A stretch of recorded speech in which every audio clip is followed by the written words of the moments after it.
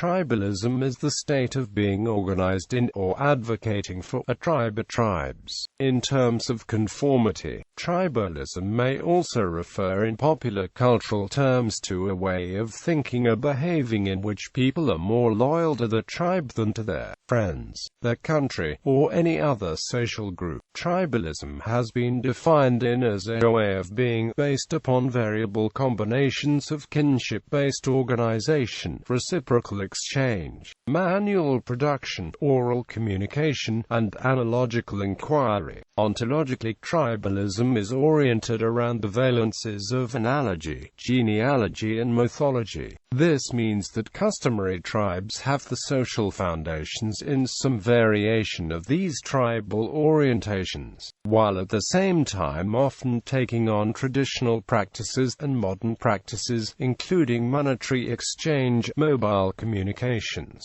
and modern education. The social structure of a tribe can vary greatly from case to case, but, due to the relatively small size of customary tribes, social life in those kinds of tribes usually involves a relatively undifferentiated role structure, with few significant political or economic distinctions between individuals. Tribalism implies the possession of a strong cultural or ethnic identity that separates one member of a group from the members of another group. Based on strong relations of proximity and kinship, members of a tribe tend to possess a strong feeling of identity. Objectively, for a customary tribal society to form, there needs to be ongoing customary organization, inquiry, and exchange. However, subjectively, intense feelings of common identity can lead people to feel tribally connected. The distinction between these two definitions for tribalism, objective and subjective, is an important one because, while tribal societies have been pushed to the edges of the Western world, tribalism, by this second definition, is arguably undiminished. A few writers have postulated that the human brain is hardwired towards tribalism due to its evolutionary advantages. However, this claim is usually linked to equating original questions of sociality with tribalism. Many tribes refer to themselves with the language's word for people, while referring to other neighboring tribes with various epithets. For example, the term Inuit translates as people, but they were known to the Ojibwe by name Eskimo, translating roughly as eaters of raw meat.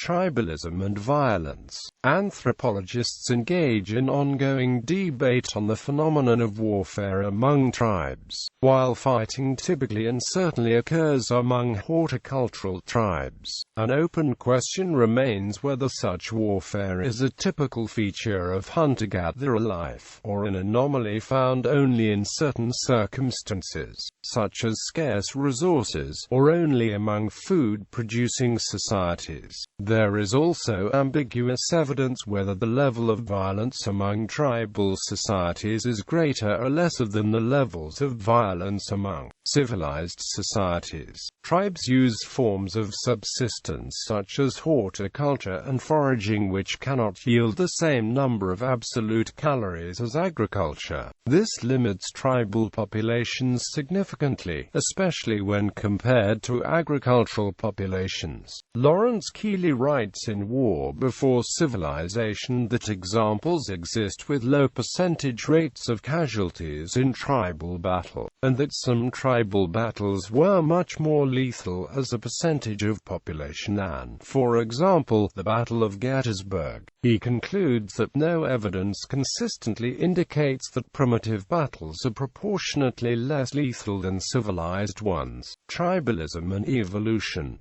Tribalism has a very adaptive effect in human evolution.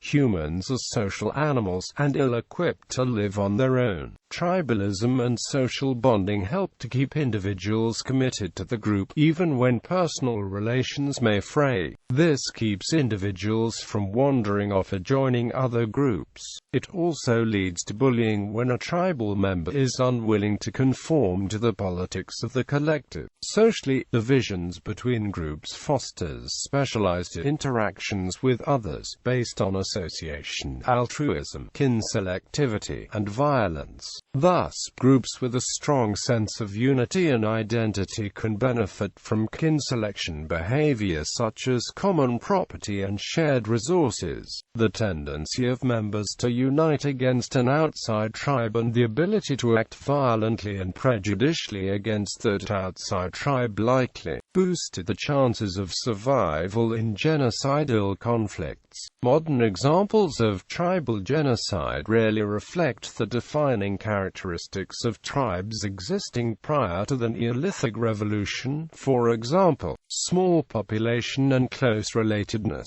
According to a study by Robert Dunbar at the University of Liverpool, primate brain size is determined by social group size. Dunbar's conclusion was that most human brains can only really understand an average of 150 individuals as fully developed, complex people. In contrast, anthropologist H. Russell Bernard and Peter Kilworth have done a variety of field studies in the United States that came up with an estimated mean number of ties, 290, that is roughly double Dunbar's estimate. The Bernard-Kilworth median of 231 is lower due to upward straggle in the distribution, but still appreciably larger than Dunbar's estimate. Malcolm Gladwell expanded on this conclusion sociologically in his book, The Tipping Point, where one of his type's connectors were successful due to the larger-than-average number of close friendships and capacity for maintaining them which tie otherwise unconnected social groups together. According to these studies, then, tribalism is in some sense an inescapable fact of human neurology, simply because many human brains are not adapted to working with large populations.